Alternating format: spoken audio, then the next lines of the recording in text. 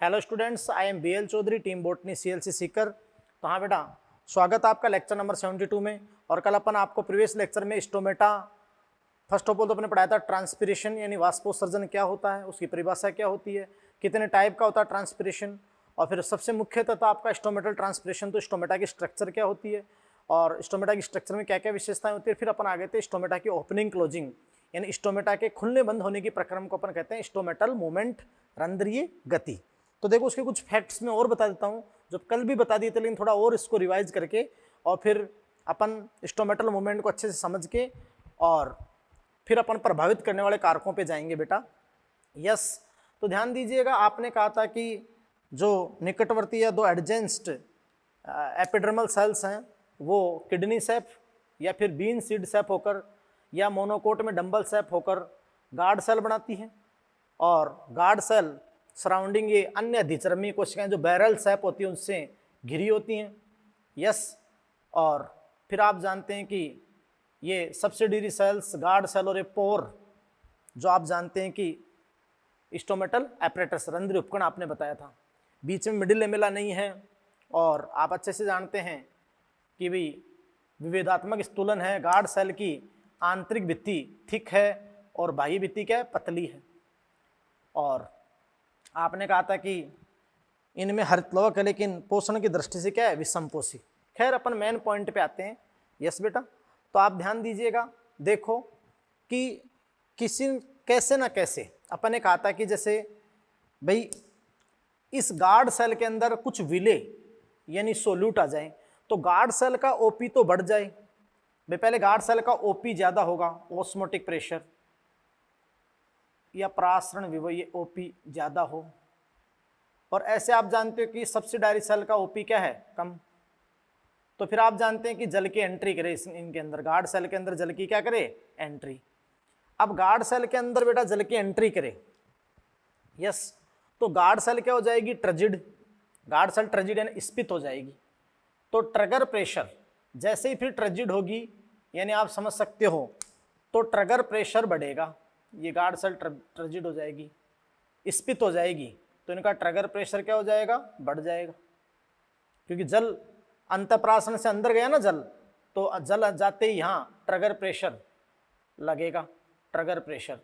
तो जैसे ही trigger pressure लगेगा आप जानते हैं बेटा, ध्यान दीजिएगा कि ट्रिगर प्रेशर लगेगा तो आपने क्या कहा था कि टीपी के बढ़ते ही ये ट्रिगर प्रेशर जो पतली भित्ति भाई, पतली भित्ति इसको बाहर की ओर धकेलेगा। तो आप जानते हैं कि भाई ये जो पतली भित्ति है बेटा उसको बाहर की तरफ धकेला जाएगा, है ना, या ये जो भारी भित्ति है ये बाहर की तरफ निकल जाएगी, ब्लज आउट, ब्लज आउट, तो वो थोड़ी सी बाहर की तरफ निकलेगी ऐसे। यस बेटा, ट्रिगर प्रेशर के कारण, ये लो। और आप जानते हो कि फिर दूसरे सहायक जो हैं वो आप जानते हैं कि सेलोजिक माइक्रोफाइब्रिल, उसको अपन बात रहे कि अंदर वाले को खींचेंगे तो बाहर की ओर धकेला जाएगा और अंदर की ओर खींचा जाएगा आंतरिक भित्ति को, है ना। तो आप जानते हो अर्धचंद्राकार हो जाएगी, आंतरिक भित्ति कैसी हो जाएगी, अर्धचंद्राकार, अर्धचंद्राकार हो जाएगी यानी बेटा सरसेंट सेप, है ना, अर्धचंद्राकार हो जाएगी वो, सही।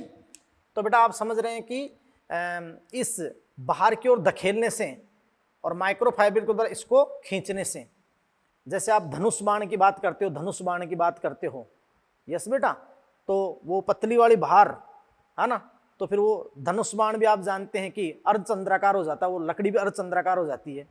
तो फिर आप जानते हो कि स्टोमेटा उससे क्या हो जाएगा, ओपन हो जाएगा। स्टोमेटा क्या हो जाएगा बेटा, ओपन, रंध्र खुल जाएगा।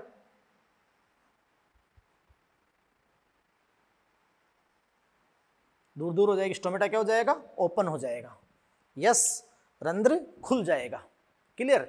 तो आपने क्या कहा, रंध्र स्फीत चालित वाल्व की भांति कार्य करता है, रंध्र स्फीत चालित यानी ट्रिगर प्रेशर से मीडिएटेड, है ना, स्फीत चालित वाल्व की भांति कार्य करता है।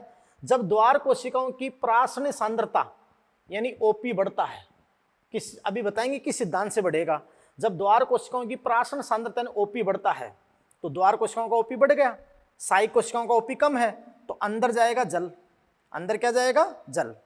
अब अंदर एंडोस्मोसिस अंतःप्राशन से जैसे ही जल जाएगा तो आप क्या कह रहे हो बेटा, तो जल अंदर आता है और द्वार कोशिकाएं क्या हो जाती है, स्पिथ, ट्रजिड हो गई वो, और वो द्वार कोशिकाएं ट्रजिड होते, स्टोमेटा क्या हो गया, ओपन, है ना। आप कहते हो कि इफ गार्ड सेल ट्रजिड या इफ गार्ड सेल बिकम ट्रजिड, वो ट्रजिड हो जाती है, देन स्टोमेटा ओपन, तो रंध्र क्या हो जाते हैं, ओपन। क्योंकि आपने बताया था कि ट्रजिड होते, फिर बार बार ट्रजिड होते ही ये पतली भित्ति को बाहर की ओर धकेला जाएगा और इसको अंदर की ओर खींचा जाएगा। तो फिर वो आप जानते हो, ऐसे जब पतली भित्ति को बाहर की ओर धकेला जाएगा, ये बाहर की ओर धकेल दिया, और उसको अपन बात बेटा कि अंदर की ओर खींचा जाएगा, इसको अंदर की ओर खींचा जाएगा, तो ये कैसी हो जाएगी, आधे चंद्रमा की तरह, आधे चंद्रमा की तरह हो जाएगी। बात को समझ रहे हैं, तो आधे चंद्रमा की तरह ये हो जाएगी, क्लियर। तो बात जानते हो, स्टोमेटा क्या हो जाएगा, ओपन। फिर क्या कह रहे हैं, जब कभी द्वार कोशिकाओं की परासन सांद्रता अगर ओपी कम हो जाए, द्वार कोशिका का ओपी किसी कारण से क्या हो जाए, कम, तो पानी वापस चला जाएगा, पानी वापस किसमें चला जाएगा, सहायक कोशिकाओं में। तो बेटा जानते हो कि द्वार कोशिकाओं की परासन सांद्रता अगर कम हो जाए, ये परासन सांद्रता अगर कम हो जाए, तो आप जानते हैं बेटा कि ये लो इधर का ओपी फिर ज्यादा, तो ये वाटर वापस चला जाएगा, वाटर वापस चला जाएगा तो ना तो धक्का दिया जाएगा, नहीं उसको खींचा जाएगा, है ना बेटा। तो देखो, जब कभी द्वार कोशिकाओं की परासन सांद्रता घटती है तो जल बाहर निकल जाता है, द्वार कोशिकाएं स्लथ फ्लैसिड हो जाती है, इस प्रकार अंदर क्या हो जाते हैं, बंद हो जाते हैं। बात को समझे। तो फिर आप जानते हो कि ना तो बाहर धकेला जाएगा ना खींचा जाएगा, तो कुछ भी नहीं, तो रंध्र क्या हो गया, रंध्र क्या हो गया, बंद हो जाएगा। बात को समझे। तो आप क्या कहोगे, गार्ड सेल फ्लैसिड, और फ्लैसिड होते ही स्टोमेटा क्लोज। यस बेटा।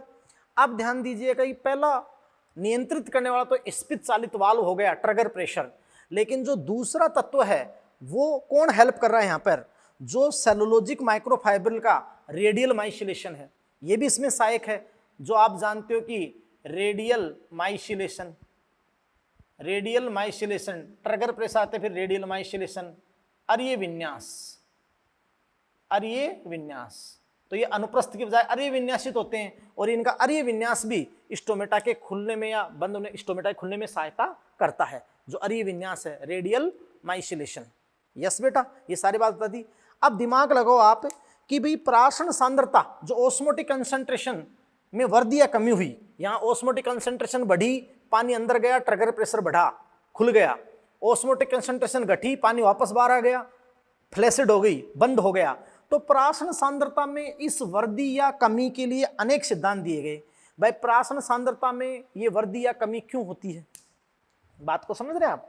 तो देखिए बेटा कि परासन सांद्रता में ये वृद्धि या कमी क्यों होती है, इसके लिए अनेक सिद्धांत दिए गए, लेकिन सबसे मान्य सिद्धांत कौन सा होगा, कई सारे सिद्धांत बेटा इस चीज के लिए दिए गए।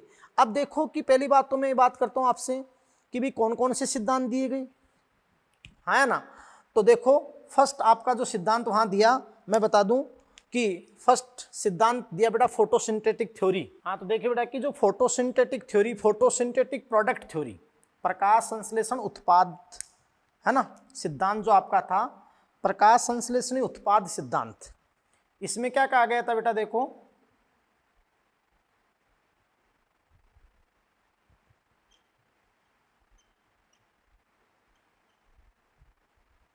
कि जब दिन के समय प्रकाश संश्लेषण होता है तो शर्करा बनती है, तो ओपी बढ़ जाता है, रंध्र खुल जाते हैं, और रात्रि के समय ये बंद हो जाते हैं। लेकिन आप जानते हो कि पता ही नहीं था कि वो प्रोडक्ट क्या बन रहा है, यानी स्टार्च है, तो स्टार्च तो ओपी ऑस्मोटिक पोटेंशियल पर, परासन सांद्रता पे प्रभाव ही नहीं डालता है।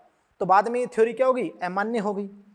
उसके बाद जो सेकंड थ्योरी बेटा यहाँ पर आई, वो अपन कहते हैं कि स्टार्च शुगर मतलब अंतर परिवर्तन सिद्धांत जो आपका था, यानी स्टार्च शुगर थ्योरी, स्टार्च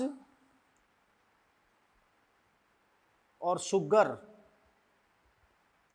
यानी अंतर परिवर्तनवाद सिद्धांत।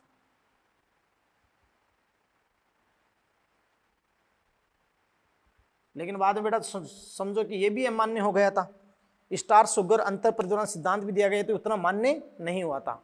तो फिर रंध्रों के खुलने बंद होने के लिए या फिर इन द्वार कोशिकाओं में परासरण सांद्रता में, ऑस्मोटिक कंसंट्रेशन में कैसे वृद्धि हो जाती है और फिर कैसे कमी हो जाती है, इसकी सबसे बेस्ट थ्योरी क्या है। तो इसके अपन सबसे बेस्ट थ्योरी यहाँ पर पढ़ेंगे जो बहुत ही इंपॉर्टेंट है, आपको मॉड्यूल में भी दे रखी है। तो बेटा जो सबसे बेस्ट थ्योरी अपन यहाँ पढ़ेंगे वो आप ध्यान दीजिएगा। तो देखो अपन वो बेस्ट थ्योरी पढ़ते हैं।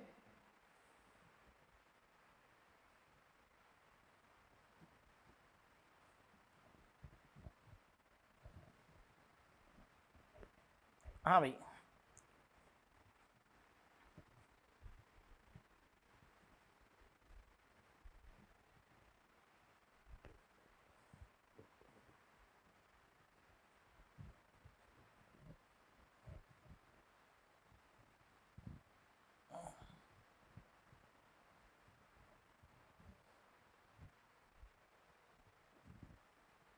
हाँ तो बेटा अब जो सबसे बेस्ट थ्योरी है रंध्रीय गति में, रंध्रों के खुलने बंद होने में, तो वो आपकी कौन सी थ्योरी है बेटा? जो आपकी थ्योरी है थर्ड, बहुत ही इंपॉर्टेंट।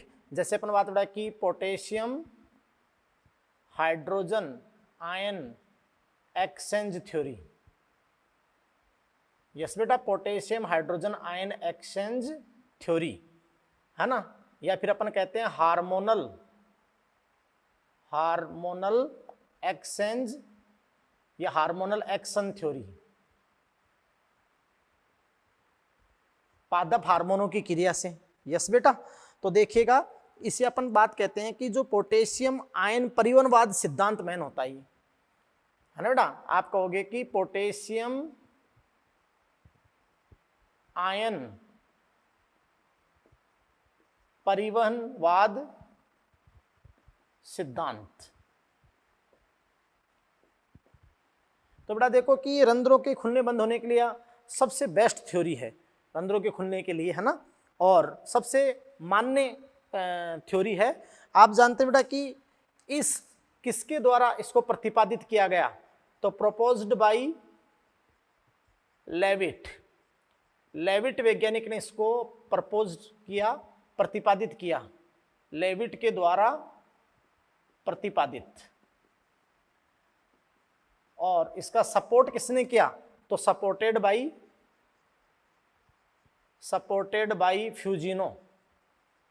फ्यूजिनो ने इसको सपोर्ट किया, फ्यूजिनो ने। यस बेटा, अब देखिएगा कि डे टाइम में, सामान्य तो डे टाइम में खुलते हैं रंध्र, नाइट में बंद रहते हैं, लेकिन ये कोई जरूरी नहीं होता है ना।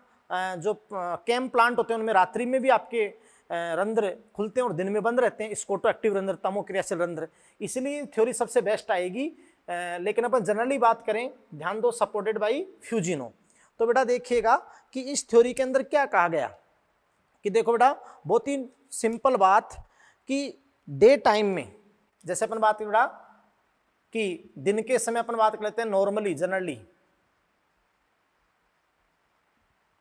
सामान्यतः, जनरली। अब देखिएगा बेटा, जैसे मैं यहां पर बात करता हूं कि भाई डे टाइम में, तो आप बात करते हैं जैसे आप एक गार्ड सेल लेते हैं, क्योंकि एक ही चीज तो है कि भाई गार्ड सेल की परासरण सांद्रता कैसे बढ़े, तो बढ़ते ही तो जल अंदर जाकर ट्रिगर प्रेशर होकर स्फीत होते तो खुल जाएगा, और अगर परासरण सांद्रता घट गई तो बंद हो जाएगा।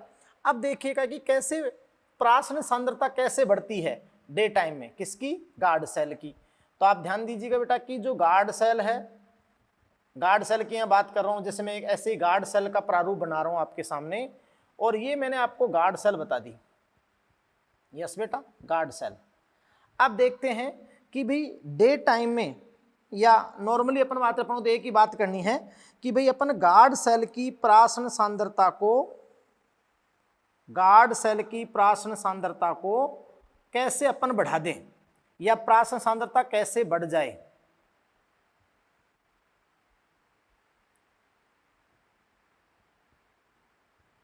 तो गार्ड सेल की बेटा प्राशन सांद्रता कैसे बढ़े। यस बेटा, ये अपन को इतनी सी बात करनी है, तो बड़े वे में मैं आपको समझा देता हूं।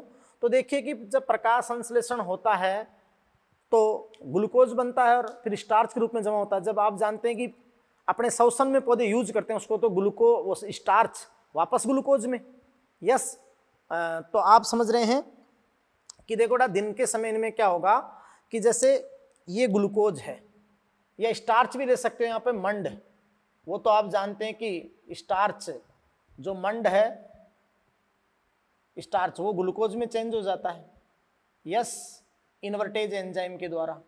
अब देखो दिन के समय जो ग्लूकोज है इसका अपूर्ण ऑक्सीकरण होगा, और अपूर्ण ऑक्सीकरण जैसे इसका होगा ग्लूकोज का, तो ये किस में बदल जाएगा बेटा, पैप में, है ना, पैप। यानी ये जो पैप है मतलब 6 कार्बन का ग्लूकोज, 6 कार्बन का ग्लूकोज 3 कार्बन के आप जानते हैं कि पैप। तो पैप यहाँ पर क्या है बेटा, फोस्फोइनोल पायरुवेट। फोस्फोइनोल पायरुवेट में जैसे ग्लाइकोलाइसिस में अपन पढ़ेंगे कि ग्लूकोज पायरुविक एसिड में बदलेगा ना, तो उस दौरान 9वीं स्टेप में आपका आएगा पैप, फास्फोइनोल पायरुवेट, जो 3 कार्बन शुगर है, 3 कार्बन शुगर है। तो इस ग्लूकोज का क्या हुआ, अपूर्ण ऑक्सीकरण, और अपूर्ण ऑक्सीकरण के द्वारा आप जानते हैं बेटा कि ये अपूर्ण ऑक्सीकरण के द्वारा ये ग्लूकोज किसमें बदल गया, पैप में। ऐसा आप जानते हैं कि दिन के समय तो बेटा मतलब ग्लूकोज या मंड फास्फोइनोल पायरुवेट पैप में अपूर्ण ऑक्सीकरण होता है। बाद में आप जानते हो कि ये कार्बनिक अम्ल विशेषकर मैलिक अम्ल में परिवर्तित हो जाएगा। ये पहले ऑक्जेलोएसिटिक एसिड में, फिर बाद में मैलिक एसिड के अंदर परिवर्तित हो जाएगा। तो कैसे, देखो अब आप जानते हैं कि जैसे प्रकाश संश्लेषण के दौरान थोड़ा बहुत CO2 बाहर से आया, तो यहां अपन बात रहे कि क्या CO2 आएगा, CO2 कार्बोक्सिलेशन होगा। तो ये पैप 3 कार्बन का है, तो एक एंजाइम होता है पेपकेज, पेपकेज यानी phosphoenol pyruvate carboxylase, phosphoenol pyruvate carboxylase. Yes बेटा, तो इस पेपकेज एंजाइम की उपस्थिति में अब यहां पर कार्बनिक अम्ल, पेपकेज एंजाइम आ जाएगा तो कार्बनिक अम्ल ऑक्जेलोएसिटिक एसिड। भाई 3 कार्बन तो ये 3 कार्बन का तो पैप और 1 कार्बन CO2 हो गया। पेपकेज की उपस्थिति में किसमें बदल गया, ऑक्जेलोएसिटिक एसिड, यानी कार्बनिक अम्ल में बदल गया ऑक्जेलोएसिटिक एसिड। जो 4 कार्बन का ये जो ऑक्जेलोएसिटिक एसिड है ये 4 कार्बन का कार्बनिक अम्ल है। यस बेटा, ऑक्जेलोएसिटिक एसिड। और फिर आप जानते हो कि ये ऑक्जेलोएसिटिक एसिड किस में बदल जाता है, मैलिक एसिड में, मैलिक एसिड मैलिक अम्ल में। यस बेटा, तो वो भी 4 कार्बन का होता है। ऑक्जेलोएसिटिक एसिड किस में बदल गया बेटा, मैलिक अम्ल में। और मैलिक अम्ल भी कितने का होता है, 4 कार्बन का ही कार्बनिक अम्ल है। बात को समझे, तो ये कार्बोक्सिलेशन प्रक्रिया के द्वारा पेपकेज, है ना, पेपकेज की उपस्थिति के अंदर ऐसा हुआ, फास्फोइनोल पायरुवेट कार्बोक्सिलेज नामक एंजाइम के उत्प्रेरित हुआ। अब बेटा तुम जानते हो कि ये जो पेपकेज ये सो मैलिक अम्ल है, ये मैलिक एसिड, मैलिक एसिड। अब ये मैलिक एसिड वियोजित हो जाएगा, ब्रेक हो जाएगा। और आप समझ सकते हो कि बेटा ये जो मैलिक एसिड ये 2 चीजों में ब्रेक होगा, है ना। एक आप जानते हो कि मैलेट, मैलेट मैलेट आयन मतलब एक तो क्या है, मैलेट, सॉरी है ना, यहां मैं पतले पेन से लिख देता हूं, मैलेट, ये तो हो गया मैलेट, ये लो, और ये आपका हो गया H+ मतलब प्रोटॉन में। तो आप समझ रहे हैं कि भाई जो मैलिक एसिड है, तो फिर आप जानते हो बेटा कि द्वार कोशिकाओं में मैलिक अम्ल, मैलेट आयन और प्रोटॉन H+ में वियोजित हो जाता है। यस बेटा, अब आप समझ सकते हैं कि अब इन द्वार कोशिकाओं में यहां पर आप जानते हो कि इन द्वार कोशिकाओं में यहां पर इनकी मेम्ब्रेन में, द्वार कोशिकाओं की झिल्लियों में साइटोकाइनिन हार्मोन के प्रभाव में, क्योंकि साइटोकाइनिन ऐसी पारगम्यता को बढ़ाता है इन मेम्ब्रेन की पारगम्यता को कि यहाँ पर पंप होते हैं, पंप प्रोटीन। तो पंप प्रोटीन होते हैं, तो वो पंप प्रोटीन इस H+ आयन का तो बहिर्प्रवाह, यानी H+ आयन को तो कहाँ भेज देगा, सहायक कोशिकाओं में। यहाँ आसपास क्या है, सहायक कोशिकाएं हैं, तो सहायक कोशिकाओं में भेज देगा किसको, H+ आयन को। तो और इन सहायक कोशिकाओं से जो आप समझ सकते हो बेटा, इन सहायक कोशिकाओं से जो पोटेशियम आयन है, पोटेशियम आयन उसको अंतर प्रवाह कर देगा इस साइड, है ना। ये आप जानते हैं कि हाइड्रोजन आयन को तो बाहर की तरफ ये लो, और पोटेशियम आयन को अंदर की तरफ ये। और ये आपका क्या है, ये पंप है ना, potassium hydrogen ion exchange pump है। तो ये पंप क्या करेगा, ये तभी परिवहन कराएगा, तब क्या यूज करेगा, एटीपी, है ना बेटा। तो आप समझ सकते हैं कि जो पंप है वो एटीपी यूज करेगा, और एटीपी किस में बदलेगी, यहाँ पर एडीपी में, या यहाँ दे दीजिएगा कि वो एटीपी यूज करेगा। और आप समझ सकते हैं कि भाई एटीपी किस में चेंज होगी, एडीपी में, एटीपी यूज हो जाएगी। ये कर दिया है अंदर पे, है ना। अच्छा सुनो, ये मेलेट आयन ऋणात्मक है, ये धनात्मक है, तो लगभग बैलेंस हो जाता है। लेकिन कुछ बैलेंस नहीं भी हो तो कुछ अन्य पंप होते हैं, क्लोराइड पंप, जो आप जानते हैं कि यहाँ पर किसको, क्लोराइड आयन को भी अंदर भेज देते हैं इसको संतुलित करने के लिए। तो देखिए बेटा कि यहाँ पर जो आपकी गति हुई, क्या हुई, गति क्या हुई कि यहाँ जैसे अपन बात उड़ा कि जो हाइड्रोजन आयन है उसका तो बाहर की ओर सहायक कोशिकाओं को बाहर गए, और जो पोटेशियम आयन है वो कहाँ आए, अंदर आए। बात को समझे, यही तो हुई ना गति, बोलो बोलो। तो इस प्रकार अपन बात करें बेटा, फिर आपकी बात हो जाती है कि द्वार कोशिकाओं से H+ का परिवहन बाह्य त्वची कोशिकाओं में किया जाता है, और बाह्य त्वची कोशिकाओं से K+ का परिवहन जीवद्रव्य कला में हाइड्रोजन पोटेशियम विनिमय पंप के द्वारा से किया जाता है। और इसमें आप जानते हैं कि एटीपी खर्च होती है, तो एक तरह से सक्रिय परिवहन है। यस बेटा, तो ये आयन विनिमय सक्रिय परिवहन है। अब आप जानते हो कि ये सब पोटेशियम आयन है, यहाँ पर आप जानते हो कि वैक्यूल है। हर पादप कोशिका में क्या होती है बेटा, वैक्यूल। तो पादप कोशिका के अंदर बड़ी सारी आपकी वैक्यूल होती है। तो अब आप दिमाग लगाना कि देखो ये मेलेट आयन, ये लो जी मेलेट आयन 1 नंबर, यस। ये पोटेशियम आयन, ये लो जी, ये सॉरी पहले से दे देता आराम से। देखो तुम्हें पता है आयन को जो टोनोप्लास्ट होती है वैक्यूल की मेम्ब्रेन, वो आप जानते हो कि उसको अंदर ले लेती है, यस। तो देखो कि सबसे पहले तो ये लो मेलेट आयन, ये अंदर गए। फिर आप जानते हो कि दूसरे नंबर पर कौन, पोटेशियम आयन, ये लो, ये भी अंदर गए। और फिर आप जानते हो कौन बेटा, क्लोराइड आयन, और ये क्लोराइड आयन भी कहाँ गए, ये क्लोराइड आयन भी कहाँ गए, अंदर गए। ये लो जी, गए ना। तो अंदर जाने से ओपी क्या हो गया, बढ़ गया, प्राशन विभव, इन विलय के कारण प्राशन विभव बढ़ गया, ओपी बढ़ गया। ओपी बढ़ते ही तुम जानते हो कि पास की सहायक कोशिकाओं से, जो सहायक कोशिकाएं चारों तरफ वहां से वाटर आ जाएगा, है ना। और वाटर आ जाएगा तो क्या होगा, एंडोऑस्मोसिस, एंडोऑस्मोसिस यानी अंतःप्राशन हो जाएगा। यस बेटा, अंतःप्रासरण। और अंतःप्रासरण हो गया तो तुम जानते हो कि फिर आप जानते हो कि टीपी बढ़ गया, ट्रिगर प्रेशर बढ़ गया। ट्रिगर प्रेशर बढ़ते ही स्टोमेटा क्या हो गए, ओपन, क्योंकि पतली भित्ति को बाहर की ओर धकेला जाएगा, और जो मोटी भित्ति उसको माइक्रोफाइबर से खींचा जाएगा, अर्धचंद्राकार हो जाएगी। तो ये आप समझ सकते हो कि इस प्रकार ये आपका होता है। बात को समझे। तो ये सारी घटनाएं आपने यहाँ पे नोट कर ली ताकि मैं आगे लिखवा दूं इसका। यस बेटा, फिर अपन एक बात कहते हैं कि इस प्रकार देखो, और इस मेम्ब्रेन की पारगम्यता को बढ़ाता है साइटोकाइनिन। तो ये पोटेशियम आयन अंदर, हाइड्रोजन आयन बाहर। यस बेटा, ये पंप के थ्रू, समझ गए।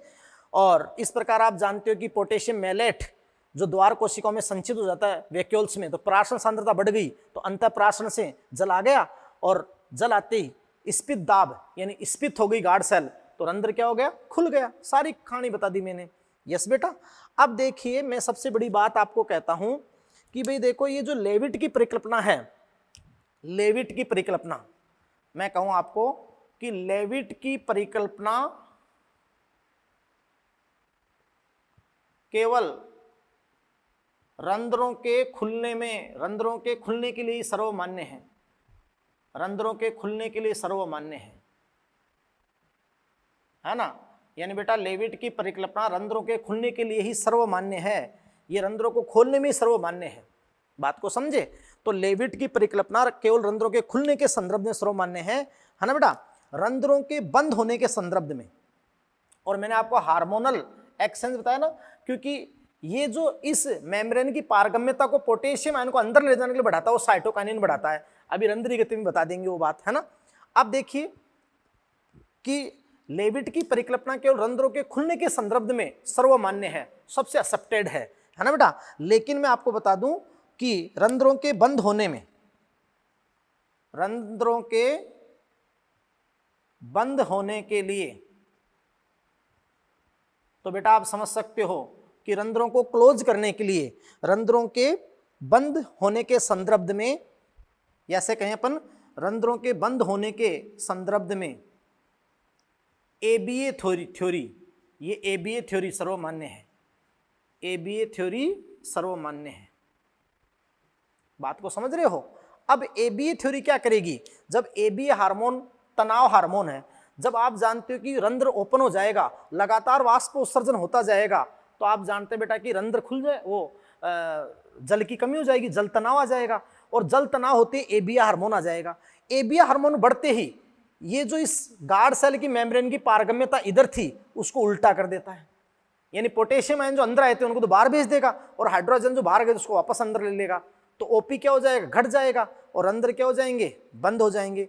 तो क्या होता है ना। तो आप जानते हैं बेटा कि जल तनाव की परिस्थितियों में अपन क्या कहेंगे कि भाई जल तनाव की परिस्थितियों में क्या होगा? जल तनाव यानी वाटर स्ट्रेस हो जाएगा लगातार वाष्पोत्सर्जन से। तो जल तनाव, वाटर स्ट्रेस की परिस्थितियों में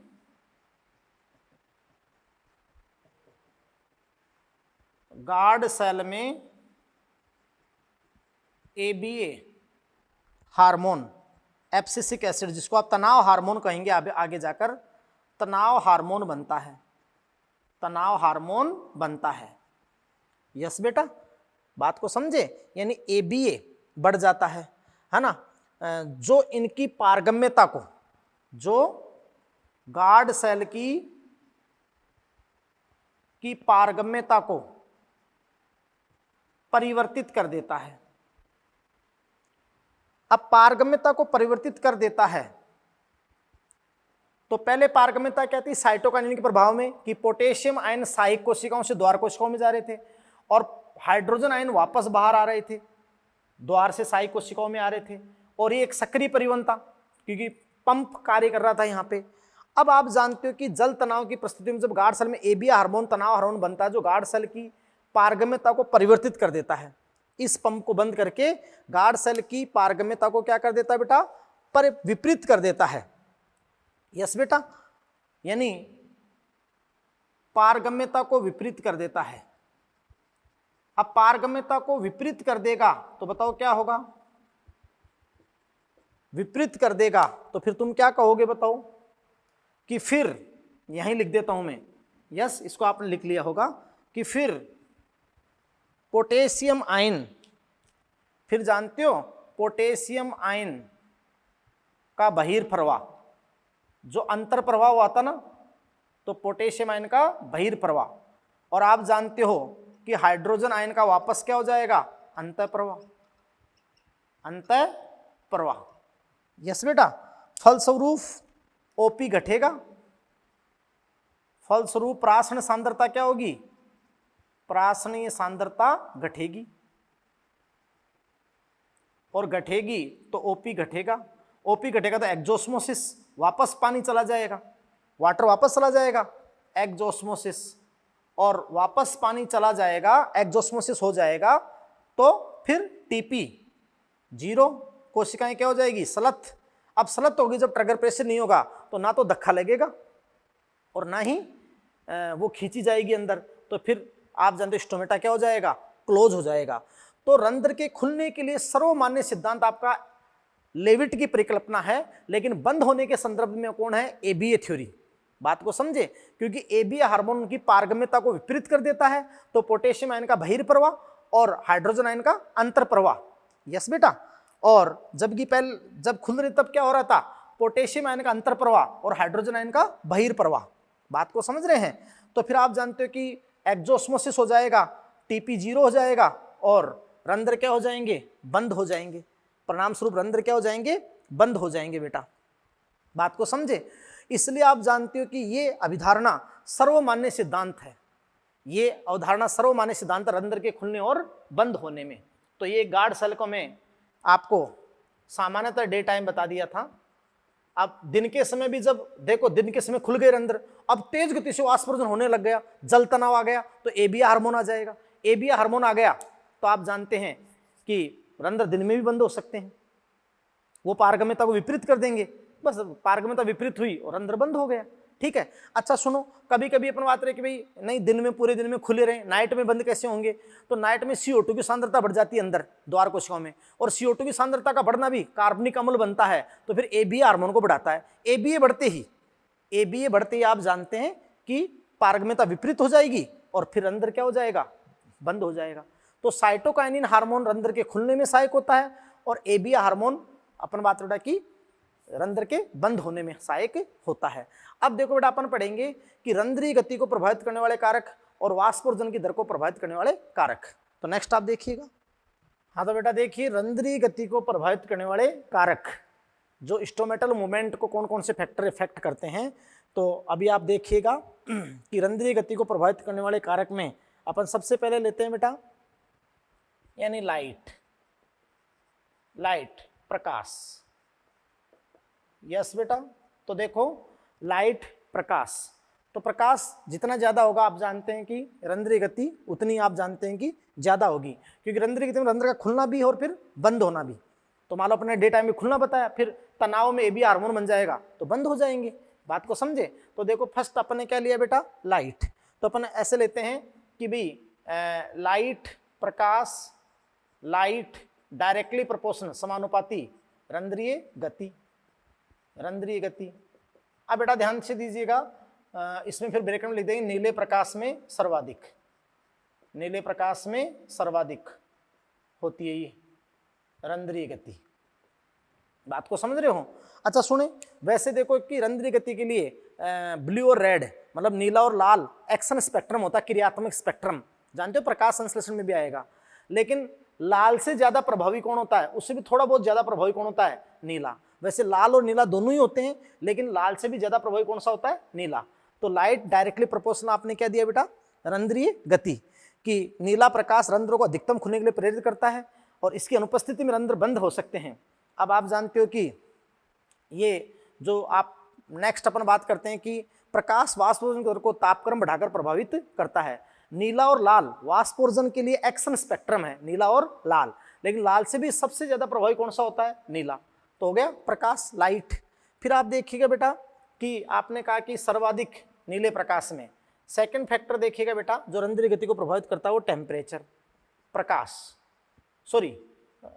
तापमान। तो टेम्परेचर भी डायरेक्टली प्रोपोर्शनल क्या होगा बेटा, रंध्रीय गति समानुपाती, है ना। और जो ताप गुणांक होगा ना Q10 का मान 2, वो जानते हो ना कि Q10 का मान 2 क्या, प्रति 10 डिग्री अभिक्रिया का दर 2 से 3 गुना बढ़ना, तो ताप गुणांक 2 आ जाएगा यहाँ पर, Q10 आपका 2। यस, तो ये आपका क्या हो गया, मतलब लाइट हो गया।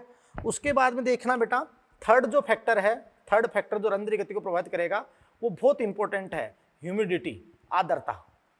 तो आर्द्रता देखना बहुत इंपॉर्टेंट है, कैसे, है ना, बहुत अच्छी बात आपको बताएंगे ह्यूमिडिटी के अंदर। और यहां पर अपन देते हैं बेटा सापेक्षिक आर्द्रता। क्या लेते हैं, सापेक्षिक आर्द्रता, रिलेटिव ह्यूमिडिटी, सापेक्षिक आर्द्रता। यस, या फिर अपन बोलेंगे VPD, वेपर प्रेशर डिफेक्ट, यानी वाष्प दाब प्रवणता जो होती है। तो देखिए कि यहाँ तो अपन रंध्रीय गति के लिए तो क्या बोलेंगे कि देखो आप समझ रहे हो कि वायुमंडलीय आर्द्रता के अधिक होने पर अधिक होने पर रंध्र बहुत अच्छे से, रंध्र व्यापक रूप से खुल जाते हैं, रंध्र व्यापक रूप से खुल जाते हैं।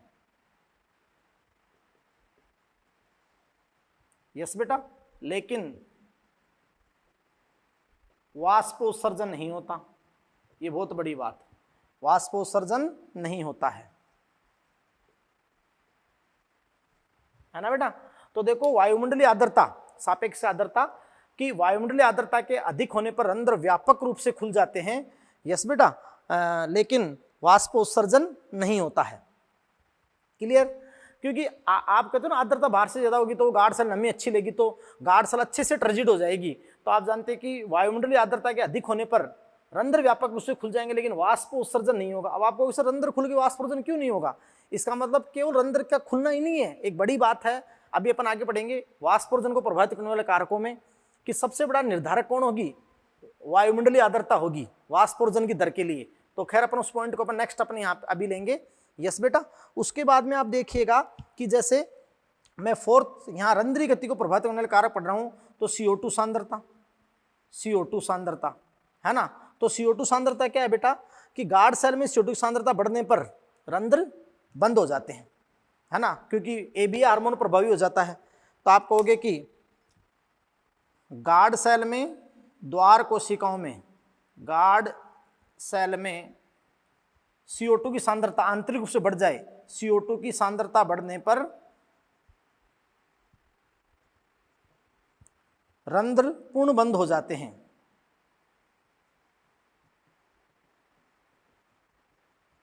जानते हो ना, ABA बनने से पूर्ण बंद हो जाते हैं। हाँ, अगर बाह्य परिवेश में CO2 की सांद्रता हो तो फिर आंशिक बंद होते हैं। CO2 की सांद्रता बाह्य परिवेश में बढ़ने पर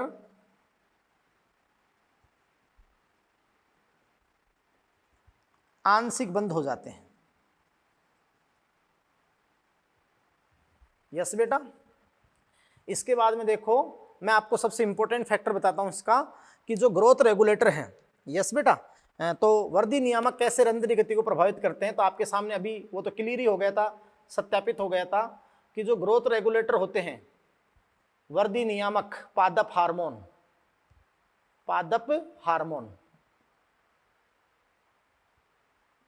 वर्दी नियामक, तो बेटा आपके सामने भी अपन ने बता दिया था कि भाई यदि साइटोकाइनिन की मात्रा बढ़ेगी, साइटोकाइनिन,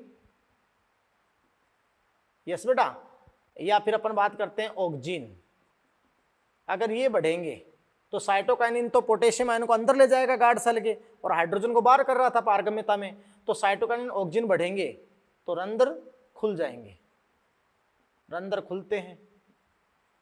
लेकिन आप जानते हैं कि अगर ABA, फिर जल तनाव की परिस्थिति आ गई और ABA हार्मोन बढ़ गया तो वो पारगम्यता को क्या कर देता है? विपरीत, पारगम्यता को विपरीत कर देता है ना भाई। जहां K+ आयन का अंतर प्रवाह और H+ का क्या होता है? बहिर्प्रवाह, वहां ये उल्टा कर देता है, K+ आयन का बहिर्प्रवाह है और हाइड्रोजन आयन का इसका क्या कर देता है? अंतःप्रवाह। तो फिर रंध्र क्या हो जाएंगे? बंद, रंध्र बंद हो जाते हैं। बात को समझे? तो ये सारे कारक हैं बेटा जो आप जानते हैं कि मतलब प्रभावित करते हैं किसको? रंध्रीय गति को। अब अपन आएंगे सबसे मेन इंपॉर्टेंट वाष्प उत्सर्जन को प्रभावित करने वाले कारक, मैं आपको बता दूं। तो बेटा देखिए अब ट्रांसपिरेशन की रेट को, सॉरी वाष्पोत्सर्जन की दर को, वाष्पोत्सर्जन को नहीं, हाँ तो देखिए बेटा वाष्पोत्सर्जन की दर को, यहाँ वाष्पोत्सर्जन की दर को प्रभावित करने वाले, रेट ऑफ ट्रांसपिरेशन, वाष्पोत्सर्जन की दर को प्रभावित करने वाले कारक।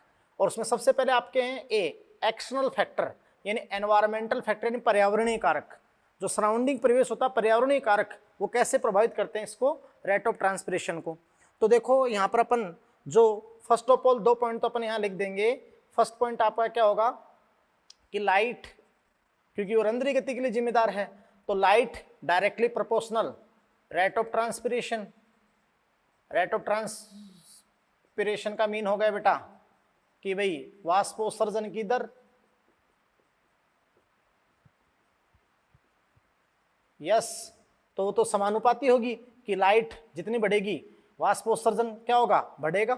दूसरा आप जानते हो टेम्परेचर, तो टेम्परेचर यानी तापमान, तो बेटा आप जानते हो कि टेम्परेचर भी directly proportional rate of transpiration यानी वाष्पोत्सर्जन की दर।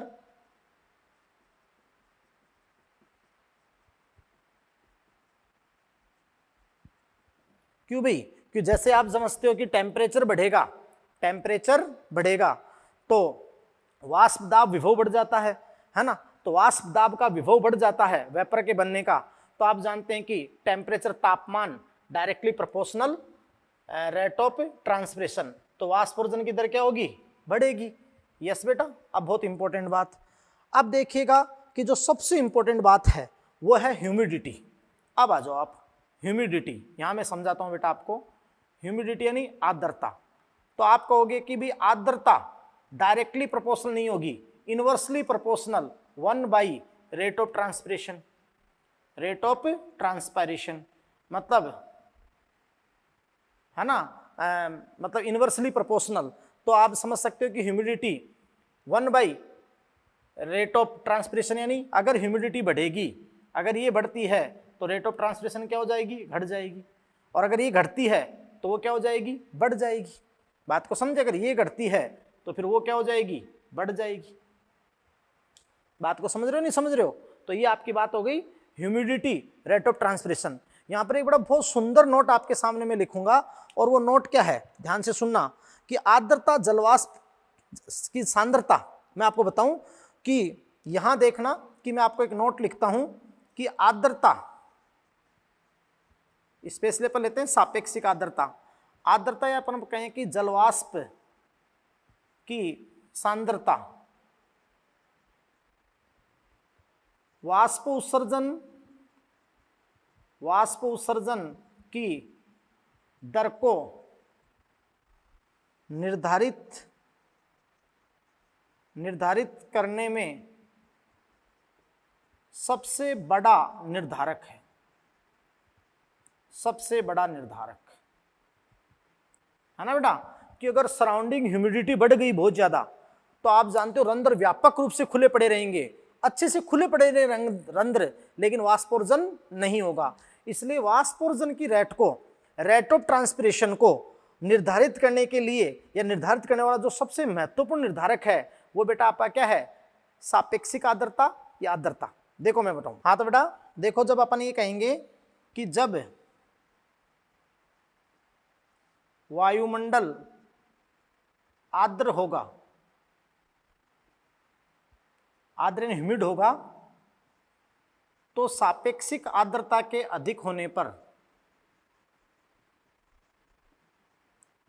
सापेक्षिक आर्द्रता के अधिक होने पर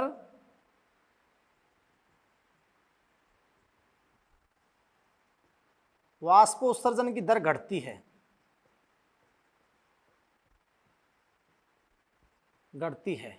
यस बेटा। तो आपने क्या कहा कि जब आर्द्र वायुमंडल होगा तो सापेक्षिक आर्द्रता अधिक होगी और वाष्पोत्सर्जन की दर क्या हो जाती है, घट जाती है। और आप जानते हो कि शुष्क वायुमंडल में क्या कहोगे आप, शुष्क वायुमंडल में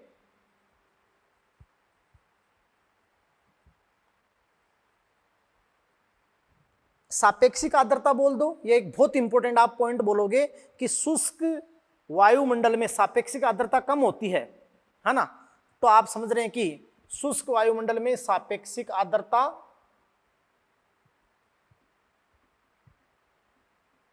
कम होती है।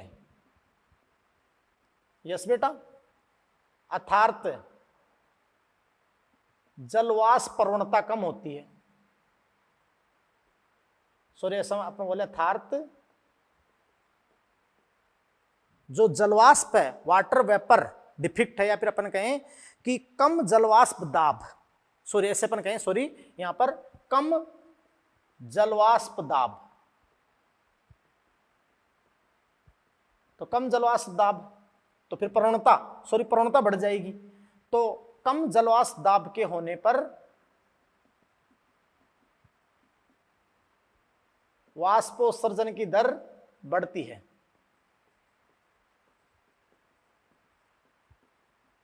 दर क्या होती है बेटा? बढ़ती है। जैसे मैं आपको समझाता हूं, दिमाग लगाना, एक छोटा सा डायग्राम बनाकर। जैसे ये मैं एक डाइकोट लीफ की बात करता हूं, तो नॉर्मल में रफली डायग्राम बनाता हूं, क्यों तो एनाटॉमी आप पढ़ोगे। देखो कि जैसे ये पत्ती के अधिचरम है डाइकोट में। मैंने कल आपसे कहा था कि डाइकोट पत्ती तो जो होती है उसकी ऊपरी अधिचरम पे रंध्र न के बराबर होते हैं, और आप समझ सकते हो कि वो अगर शाखीय पौधा तो क्यूटीन का आवरण होता है, क्यूटिकल का आवरण होता है। फिर आपने कहा था कि वो क्षैतिज विन्यास होती है, तो ऊपर प्रकाश ज्यादा नीचे कम, तो इधर की ओर आपका होता है उसके अंदर एक खम्भ मर्दूतक, placid parenchyma, sorry palisade parenchyma, है ना, खम्भ मर्दूतक। तो इधर अंतरकोशीय अवकाश ही नहीं होते हैं उसके अंदर, तो इधर रंध्र होने की जरूरत ही नहीं, ऊपरी परत पे फिर रंध्र ही नहीं होते हैं। आप सुनना, लेकिन आप तो एक पॉइंट समझना, इस पत्ती की संरचना मत समझने लग जाना, क्योंकि वो तो आप आगे समझ लोगे। इधर आपका बेटा देखो होता है स्पोंजी पेरेनकाइमा। स्पोंजी पेरेनकाइमा में खूब सारे अंतरकोश के अवकाश आपके होते हैं। तो देखो ऐसे आपका होता है स्पोंजी पेरेनकाइमा। तो जिधर स्पोंजी पेरेनकाइमा होता है उधर आपकी होती है लोअर एपिडर्मिस, ये अधिचरम होती है। अब सुनना देखो बेटा,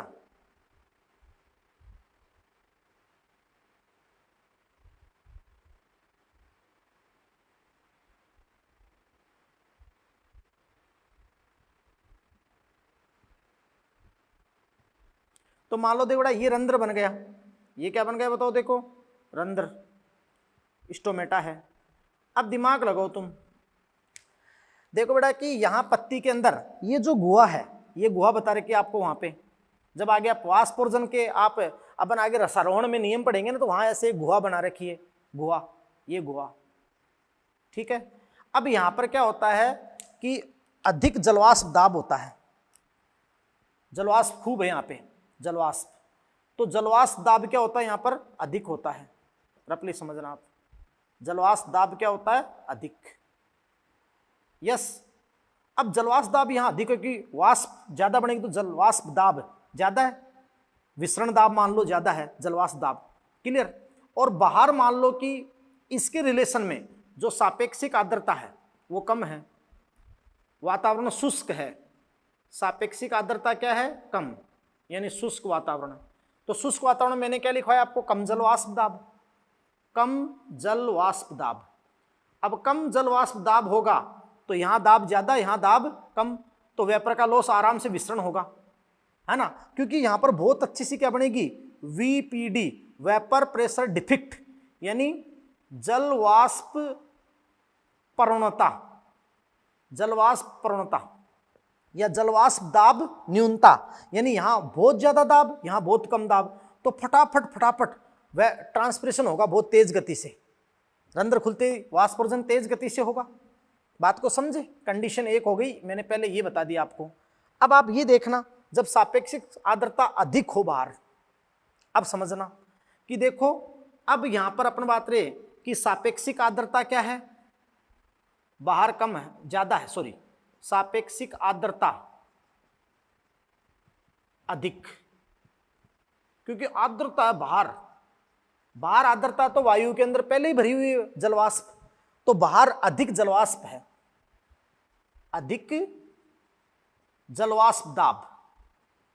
अब बाहर अधिक जलवाष्प दाब है तो वीपीडी बनेगी ही नहीं, रंध्र व्यापक रूप से खुल जाएंगे, रंध्र व्यापक खुले पड़े हैं, व्यापक खुले, लेकिन तुम जानते हो दाब का अंतर ही नहीं बनेगा, जलवाष्प के दाब का अंतर नहीं बनेगा, क्योंकि बाहर तो अधिक जलवाष्प दाब है और अंदर उसकी तुलना में कमी हो जाएगा, तो रंध्र व्यापक खुले होने के बाद भी वाष्पोत्सर्जन नहीं होगा, तो वाष्पोत्सर्जन की दर क्या हो जाएगी?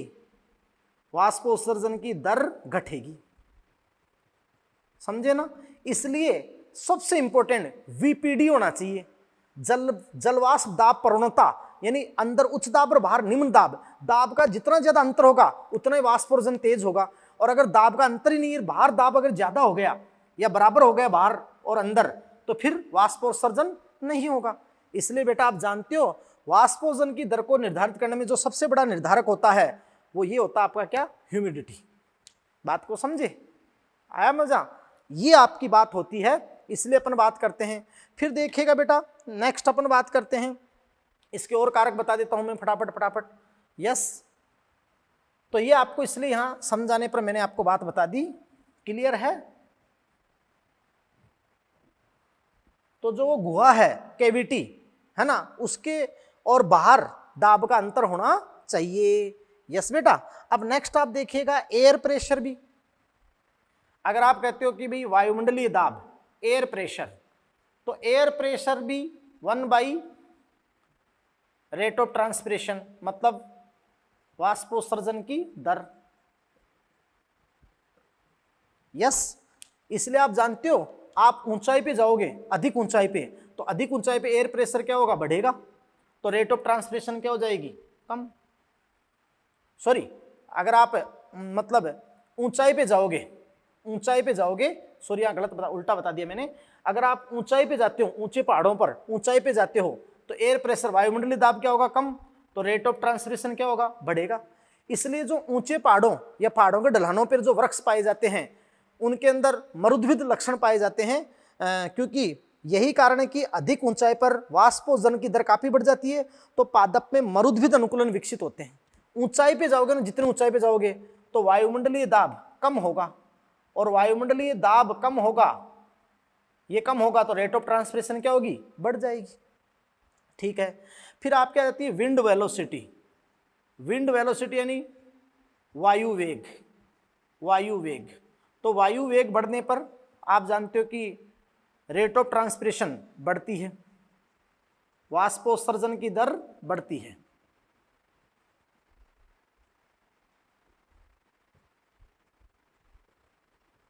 दर बढ़ती है भाई। तो देखो, लेकिन ध्यान दो, एक नोट यहां करना है, धीरे धीरे जब वायु का वेग 5 से 50 किलोमीटर तक वायु का वेग बढ़ेगा तो रेट ऑफ ट्रांसपिरेशन क्या होगी, बढ़ेगी।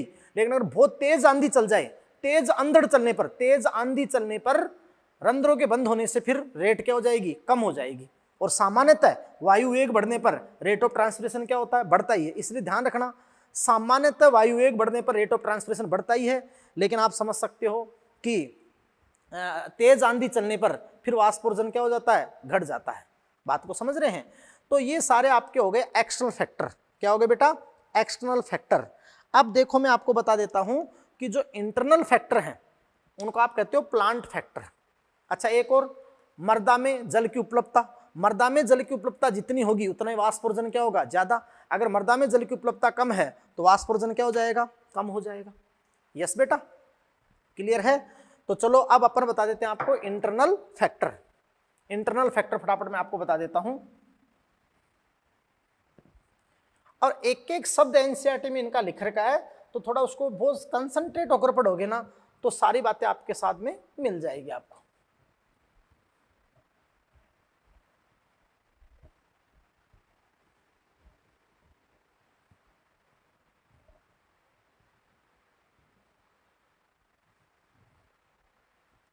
अब मेरे बेटा देखिएगा कि वाष्पोत्सर्जन की दर को प्रभावित करने वाले दूसरे कारक, तो दूसरे कारक आपके हैं इंटरनल फैक्टर, आंतरिक कारक। इन इंटरनल फैक्टर को अपन बोलते हैं प्लांट फैक्टर, यानी पादप के खुद के ही कैरेक्टर होंगे, पादप के खुद के लक्षण होंगे, तो अपन कहेंगे इनको पादप कारक। आंतरिक कारकों को अपन क्या कहेंगे बेटा, पादप कारक। आ जाइए, पादप कारकों में देखिए बेटा, सबसे पहले आपका है रूट शूट रेशियो। ये समझिएगा, रूट शूट रेशियो मतलब जड़ प्रवाह अनुपात। तो ध्यान दीजिएगा कि जो रूट शूट रेशियो है, जड़ प्रवाह अनुपात है, वो अपन कहेंगे कि भाई रूट शूट रेशियो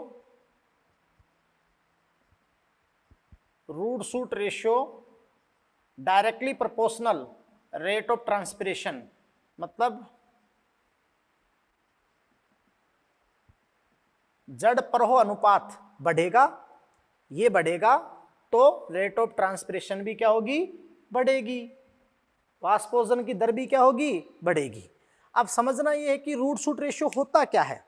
यस बेटा, तो ध्यान दीजिएगा कि जड़ के द्वारा जल का अवशोषण होता है। यदि जड़ प्रवाह का अनुपात घटता है तो वाष्पोषण घटती है, इसके विपरीत यदि जड़ प्रवाह का अनुपात बढ़ता है तो बढ़ती है। जैसे छोटे पादपों में, जो छोटे पादप होते हैं, तो छोटे पादपों में जड़ प्रवाह का अनुपात उच्च होता है। छोटे पादपों में जड़ प्रवाह का अनुपात उच्च होता है। यस, तो वाष्पोत्सर्जन क्या होता है, ज्यादा, छोटे में ज्यादा होता है वाष्पोत्सर्जन। रेट की बात करो मैं, दर की, ओवरऑल तो बड़ों में ज्यादा होता है। अगर पूरी मात्रा की बात करें तो बड़ों में, लेकिन दर ज्यादा देखो घास में, गेहूं में, जौ में, मक्का में, तो वाष्पोत्सर्जन की दर उच्च होगी। यस बेटा, कि छोटे पादपों में जड़ प्रवाह का अनुपात उच्च होता है तो रेट भी क्या होगी, ज्यादा। रेट की बात कर रहा हूं मैं यहां पर, है ना। लेकिन बड़े विशाल वृक्षों में रूट शूट रेशियो कम होने से, विशाल काय वृक्ष होते हैं तो रूट की तुलना में जितना शूट लंबा होता है उतना रूट नहीं होता, रूट शूट रेशियो कम होने से। आप जानते हैं बेटा कि विशाल काय वृक्षों में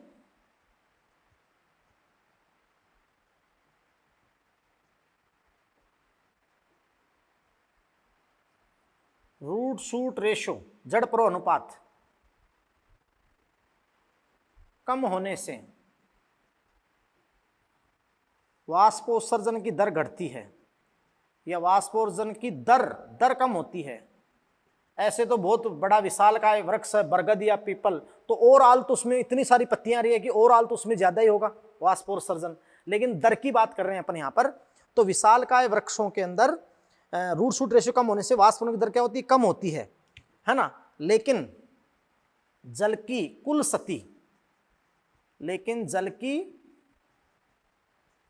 सती अधिक होती है।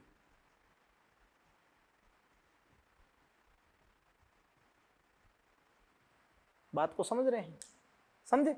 अब जैसे छोटे छोटे जो पसली पौधे होते हैं, ये तेजी से दर अधिक होती है उनके अंदर बस, लेकिन ओवरऑल जो पूरी सती है वो तो बड़े वृक्ष में ज्यादा होगी ना। बात को समझ रहे हैं।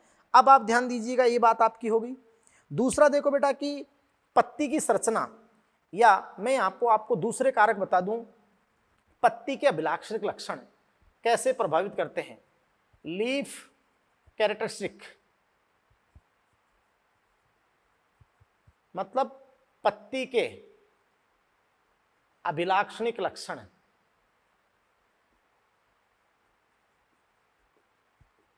कैसे रेट ऑफ ट्रांसपिरेशन को, वाष्पोत्सर्जन की दर को प्रभावित करते हैं। यस बेटा, अब इसमें देखो बहुत सारे आपके कैरेक्टर हैं। जैसे सबसे पहले तो पत्ती का सरफेस एरिया, पृष्ठीय क्षेत्रफल। अरे भाई, सरफेस एरिया, पृष्ठीय क्षेत्रफल, पत्ती का पृष्ठीय क्षेत्रफल जितना ज्यादा होगा तो वाष्पोत्सर्जन ज्यादा होगा, और कम होगा तो कम होगा। यस, फिर दूसरी क्या है, पत्ती की स्थिति, पोजीशन, स्थिति, पत्ती की प्राण की स्थिति। मैंने आपको बताया था कि डाइकोट तो क्षैतिज विन्यासित होती है और रंध्र नीचे ही होते हैं, तो वाष्पोत्सर्जन कम होता है ना डाइकोट में, जबकि मोनोकोट ऊर्ध्व विन्यासित होते हैं, रंध्र दोनों सतह पर बराबर होते हैं, तो वाष्पोत्सर्जन क्या होता है, ज्यादा। तो वो आपकी हो गई पोजीशन, स्थिति प्राण की। यस, अब देखिए कि उस पत्ती के ऊपर एक एक फैक्टर को ऐसे पकड़ना है बेटा, एक एक बात को निकालना है कि लीफ हेयर कितने हैं।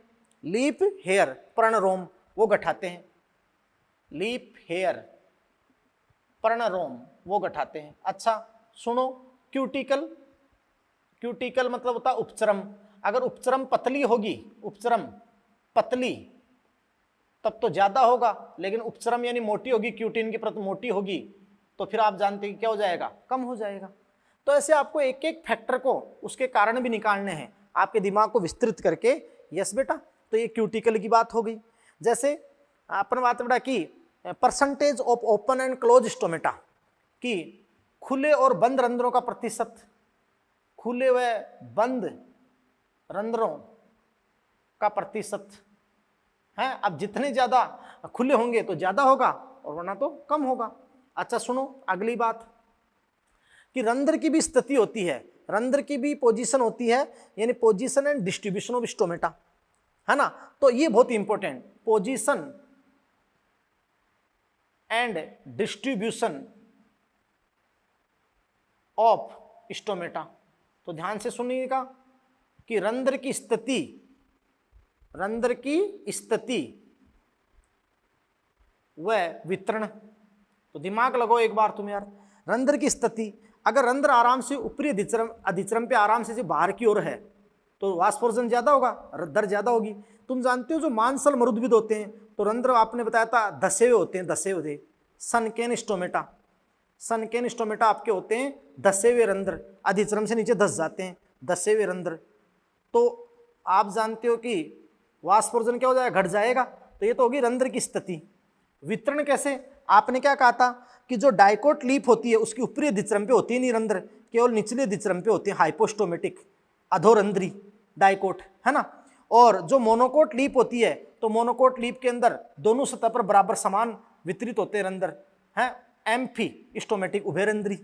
तो बताओ ये भी तो प्रभावित करेगा रंध्र की स्थिति और वितरण। ये सारे प्लांट फैक्टर हैं, ये सारे क्या है बेटा, प्लांट फैक्टर। और ये पर्ण के अभिलाक्षणिक लक्षण है। पर्ण के क्या है, अभिलाक्षणिक लक्षण।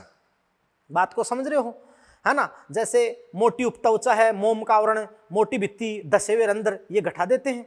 और रंध्रों की संख्या, वितरण, खुले रंध्र, ऊपर की ओर रंध्र, ये क्या कर देते हैं, बढ़ा देते हैं। अब आप देखिएगा अन्य कुछ कारक। तो अन्य कुछ कारक होते हैं कैनोपी स्ट्रक्चर। कैनोपी स्ट्रक्चर वहां दे रखा है एनसीईआरटी ने, तुम समझते हो कैनोपी स्ट्रक्चर। ये फिर आप अगर समझो तो दिमाग लगाना। स्ट्रक्चर मतलब वितान की संरचना, वितान की संरचना। वितान क्या होता है बेटा, आप अगर वृक्षों को देखते हैं तो एक तो वृक्ष ऊपर से फैला हुआ है, अच्छे से फैला हुआ है, यस, ये खूब अपन बात रहा कि रंध्र बहिर्वेदीय से सॉरी वृक्ष फैला हुआ है तो बड़ी कैनोपी है। कैनोपी जानते हो, ताज होता है, छत्ता, ताज। जैसे वो लोग कई मोटरसाइकिल बेचने के लिए, जैसे कुछ चीजें बेचने के लिए कैनोपी लगाते हैं, है ना। वितान तो वृक्ष का क्राउन, वृक्ष का ताज। अगर वृक्ष की कैनोपी एक तो ऐसे होती है, शंकुधारी होती है ना, शंकुधारी ऐसे होती है, और एक कैनोपी ऐसे फैली हुई होती है। तो कैनोपी जितनी ज्यादा लार्ज होगी, लार्ज होगी उतना ही वाष्पोर्जन क्या होगा, ज्यादा। और अगर स्मॉल कैनोपी होगी तो वाष्पोर्जन क्या होगा, कम। तो ये आपकी क्या होगी, कैनोपी संरचना, वितान संरचना, कैनोपी स्ट्रक्चर। यस बेटा, बात को समझे। तो ये सारे प्लांट फैक्टर हो गए। यस, अब आप ध्यान दो कि कुछ पदार्थ होते हैं जो वाष्पोर्जन की दर को कम करते हैं, एंटी ट्रांसपायरेंट होते हैं, प्रतिवाष्पोत्सर्जक पदार्थ होते हैं। तो ध्यान से सुनना कि एंटी ट्रांसपेरेंट कौन कौन होते हैं।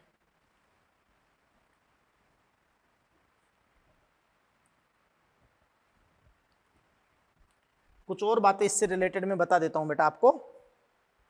तो देखिएगा, एंटी ट्रांसपायरेंट्स मतलब प्रतिवाष्पोत्सर्जक पदार्थ कि जो वाष्पोत्सर्जन के विरोधी होते हैं, रेट ऑफ ट्रांसपिरेशन को घटा देते हैं। तो ये देखो, कुछ तो ऐसे होते हैं कि जो पादपों की उपापचयी क्रियाओं को कम करके करते हैं, उनको तो आप कहते हो मेटाबॉलिक एक्टिविटी को कम करके वाष्पोत्सर्जन को घटाते हैं। और दूसरे होते हैं कि पादपों की सरफेस को, यानी सतह को उनसे ढका जाएगा, सरफेस को सतह पर लेप कर दिया जाएगा। तो ये आपके होते हैं एंटी ट्रांसपेरेंट। जैसे बेटा मैं आपको बताता हूं एंटी ट्रांसपेरेंट कौन कौन होते हैं। यस, सबसे पहले जैसे बेटा मेटाबॉलिक एक्टिविटीज के लिए जैसे आपका होता है phenyl mercuric acid, PMA, phenyl mercuric acid. तो फेनिल मर्क्यूरिक एसिड होता है मेटाबॉलिक उपापचयी क्रिया विधियों को डिस्टर्ब करता है और रेट ऑफ ट्रांसलेशन को क्या कर देता है, घटा देता है। इसके अलावा तुम जानते हो ABA हार्मोन, जानते हो ये लो ABA, ये झिल्ली की पारगम्यता को कर ही रहा था ना, विपरीत कर रहा था झिल्ली की पारगम्यता को। इसके अलावा आप जानते हो कि CO2 की सांद्रता भी यही कर रही थी। इसके अलावा आप जानते हो जैसे एस्प्रिन भी है ना। इसके अलावा तुम जानते हो बेटा कि भाई इधर क्या होते हैं, जैसे आप पत्तियों के ऊपर सिलिकॉन ऑयल की लेप कर दो, सिलिकॉन का, यस, या फिर लो डेंसिटी वैक्स था, निम्न घनत्व वाली जो मोम होती है ना वैक्स, तो उसका परत छटा दो तो रेट ऑफ ट्रांसपिरेशन क्या हो जाएगी, घट जाएगी। तो ये आपके होते हैं एंटी ट्रांसपायरेंट होते हैं। यस बेटा। अब देखो कुछ और इंपॉर्टेंट बातें जो इस वाष्पोत्सर्जन से रिलेटेड है, आपको पूरा करवा देते हैं और वर्ड टू वर्ड आप इसका पूरा अध्ययन कर लेंगे। यस बेटा, कि देखो वाष्पोत्सर्जन के आपके सामने जो लाभ थे वो क्या थे बेटा। तो वाष्पोत्सर्जन के आपके सामने जो लाभ थे वो क्या थे बेटा, कि एक तो वाष्पोत्सर्जन पौधे की सतह के तापमान को कम कर देता है इवेपोरेटिंग कूलिंग के द्वारा, 10 से 15 डिग्री कम करके मतलब नियत कर देता है, लगभग 10-15 डिग्री भी कम कर सकता है। एक जल अवशोषण और रसारोहण में बहुत उपयोगी है। एक अवशोषित खनिजों और जल के पूरे पादप में वितरण में अच्छा है। पादप कोशिकाओं की स्पित्ता को, ऊपर पानी जाएगा तो स्पित्ता को बनाए रखता है। यस बेटा। ऐसे आप जानते हो कि यांत्रिक उत्तक और मूलतंत्र के विकास में, इन सब में आप जानते हैं कि सहायक है, समझ रहे हो। इसके बाद नुकसान क्या है, प्रकाश संश्लेषण में कमी या अपासित वर्दी, कभी कभी ज्यादा नुकसान हो जाता है जल के द्वारा, तो वो सारे पॉइंट्स आप पढ़ लेंगे। यस बेटा। और उसके बाद में देखिएगा मैं आपको बताता हूं कि वाष्पोत्सर्जन का प्रदर्शन कैसे किया था। तो वाष्पोत्सर्जन का प्रदर्शन अपन दो चीज से देख सकते हैं, एक तो होता है बेल जार एक्सपेरिमेंट। यस बेटा। तो यहां पर अपन देखते हैं, देखो वाष्पोत्सर्जन का प्रदर्शन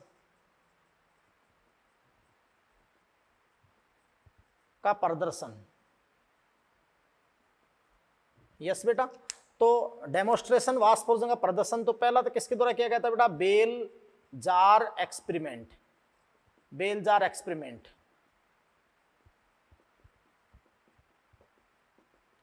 जार प्रयोग बेल जार प्रयोग क्या कहता है, जैसे अपन एक गमले में पौधा लेते हैं, है ना, तो आप समझ रहे हो बेटा कि ये आपने गमले के अंदर, ऐसे मैं नॉर्मली बना देता हूं नॉर्मल समझाने के लिए, है ना बेटा, कि देखो आप ऐसे एक गमले के अंदर पोट में, एक गमले में आप पौधा लेते हैं, यहां सोइल है तो गमले में पौधा लेते हैं और गमले में पौधा लगा हुआ है, मैं नॉर्मली आपको यहां समझा रहा हूं। अब इस पौधे को जिसमें लार्ज ऐसे लीव्स हैं, यस बेटा, ऐसे दे दो चाहे इसको,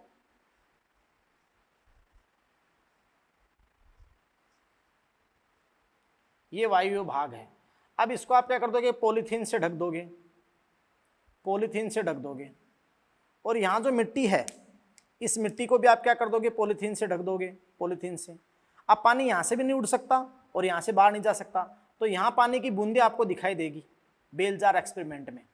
यस। तो बेल जार एक्सपेरिमेंट में ये आप समझ रहे हो कि जब वाष्पोत्सर्जन को गमले में लगे हुए बेल जार से ढक दें और आसानी से प्रदर्शित किया जा सकता है, जैसे गमले की जल हानि को रोकने के लिए यहां भी पॉलीथीन लगा दो और यहां बाहर भी पॉलीथीन लगा दी। अब 100% है कि पौधे के वायु भाग से जल की हानि हुई है, तो वाष्पोत्सर्जन का प्रदर्शन हो गया। यस। इसके अलावा देखिए बेटा कि बेल जार प्रयोग नॉर्मल है ना, कि अपन सीधा सी बात है कि गमला ले लेते हैं, गमले में पौधा ले लेते हैं, गमले को भी पॉलीथीन से ढक देंगे और प्लांट को ऊपर से बेल जार इन पॉलीथीन से अपन ढक देंगे, तो अब गमले से भी पानी की हानि नहीं हो सकती, बाहर से वातावरण से भी नहीं आ सकता। अब वो पौधे के वायु भाग से जलवाष्प है, तो अंदर उस बेल जार में थैली के ऊपर, पॉलीथीन के ऊपर बहुत सारी ड्रॉप लग जाती हैं, इसका मतलब पौधे के वायु भाग से पानी की हानि हुई है। तो ये तो आपका क्या हो गया, bell jar experiment, bell jar प्रयोग। यस बेटा। इसके अलावा देखिएगा, जैसे अपन बोलते हैं एक सबसे इंपॉर्टेंट प्रोसेस यहां पर लेते हैं, कोबाल्ट क्लोराइड विधि, कोबाल्ट क्लोराइड विधि, ये दूसरी लेते हैं, कोबाल्ट क्लोराइड विधि। ये कोबाल्ट क्लोराइड विधि क्या है बेटा, बहुत ही इंपॉर्टेंट बात बताऊं मैं आपको, कि नीले रंग का सूखा कोबाल्ट क्लोराइड है ना, देखो मतलब कोबाल्ट क्लोराइड विधि क्या होती है ना, कि कोबाल्ट क्लोराइड जो विधि होती है इसमें आपका क्या होता है बेटा कि नीले रंग का सूखा कोबाल्ट क्लोराइड का पेपर होता है, क्लोराइड का पेपर।